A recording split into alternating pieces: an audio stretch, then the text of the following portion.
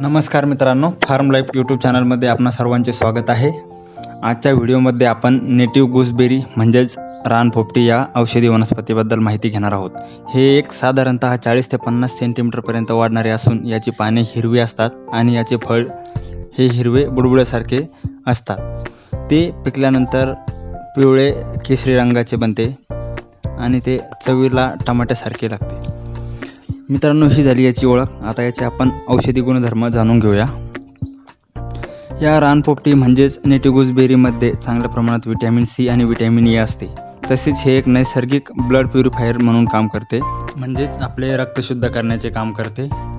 तसेच यामुळे आपल्या लाल रक्तपेशी RBCs वाढण्यास मदत होते। याच्या काड्याचा वापर हा किडनी रोगांमध्ये केला जातो। मूतखडा म्हणजेच किडनी स्टोनमध्ये याच्या काड्याचा उपयोग केला जातो। हा काढा बनवताना त्यामध्ये थोडी हळद मिक्स केली जाते।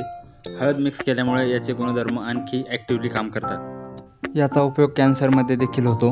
यामधील अँटी कॅन्सर तत्वांमुळे कॅन्सर सेल्सची निर्मिती कमी होते।